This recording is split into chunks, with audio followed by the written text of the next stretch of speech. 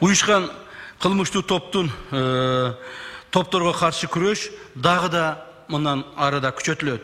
Биздин Кыргызстаныбызда эч кандай ОПГ, бандиттер, рекеттер жана бизнеске кол салуу болбойт.